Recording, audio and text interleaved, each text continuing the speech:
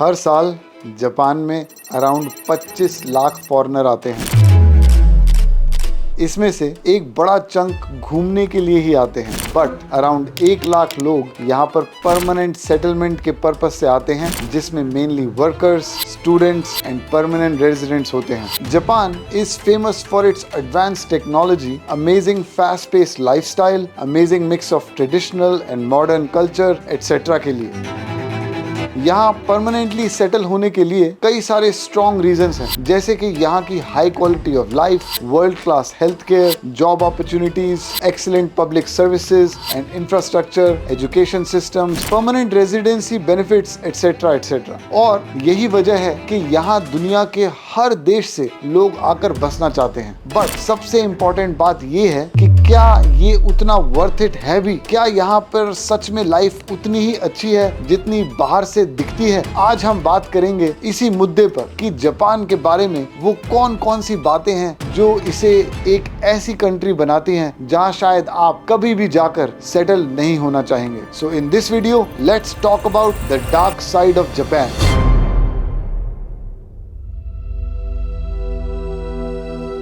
High cost of living. Japan for sure एक high cost of living country है। यहाँ का housing cost, transportation, health care, education, food and dining etcetera, almost everything is expensive. हालांकि ये सारी चीजें very कर सकती हैं कि आप इस कंट्री के कौन से शहर में रहते हैं। इस एक्सपेंसिवनेस की वजह से ही यहाँ के लोग अब शादी और अपनी फैमिली को आगे बढ़ाना नहीं चाहते,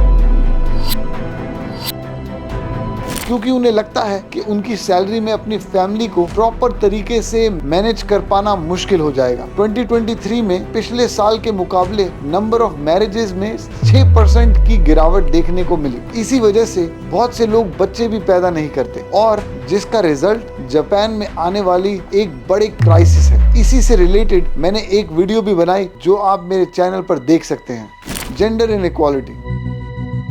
जापान को देखकर लगता है कि इतनी एडवांस कंट्री में वुमेन के साथ किसी भी तरह का कोई भी डिस्क्रिमिनेशन नहीं होता होगा, पर ये सच नहीं है। जापान पैट्रियार्किकल सोसाइटी का एक प्राइम एग्जाम्पल है, जहां पर सारे इंपॉर्टेंट डिसीजंस मेल्स ही लेते हैं। Education, work place, judiciary system, home place, almost सभी जगह पर आपको ये डिस्क्रिमिनेशन देखने को मिल जाएगा। इसी वजह से यहाँ पर औरतों को करियर बनाने में काफी डिफिकल्टीज का सामना करना पड़ता है। इनफैक्ट कुछ कंपनीज तो ऐसी हैं जहां पर सिर्फ मेल्स के लिए ही वैकेंसीज निकाली जाती हैं। इसी वजह से जापान 2023 में वर्ल्ड इकोनॉमिक फोरम की ग्लोबल जेंडर गैप रिपोर्ट में 125वें नंबर पर था। Suicides in Japan. Samurai warriors के टाइम से ही बड़े डिग्निफाइड तरीके से सुसाइड करने की प्रथा चली आ रही है। इन 2023 जापान रिपोर्टेड 17.6 सुसाइड्स पर 100,000 इनहैबिटेंट्स। पिछले कुछ सालों में सुसाइड रेट में गिरावट देखी गई है, बट 2020 से इसमें बढ़ोतरी हुई है। सुसाइड करने वालों की लिस्ट में ज्यादातर नौकरी पेशा लोग और बूढ़े लोग होते हैं। Workaholic lifestyle.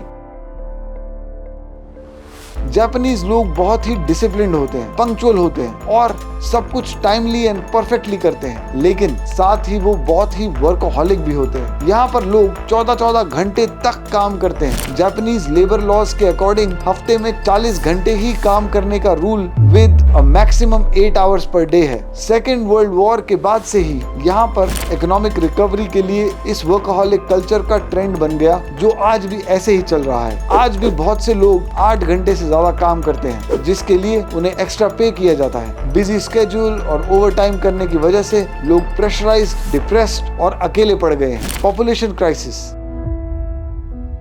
आज जापान की पॉपुलेशन लगभग 12.5 करोड़ है। गवर्नमेंट के रिलीज किए गए एक एस्टिमेट के हिसाब से अगले 100 सालों में जापान की पॉपुलेशन आधी होकर लगभग 63 मिलियन ही रह जाएगी, जिसके पीछे सबसे बड़ा रीजन है यहाँ का लो बर्थ रेट। इसके कुछ बड़े रीजंस हैं, जैसे workaholic lifestyle, live in relationships, high cost of living etcetera. इसके अलावा वर्ल्ड वॉर 2 के बाद जेनेटिक डिसऑर्डर के डर से भी लोगों ने बच्चे पैदा नहीं किए। कंक्लूजन।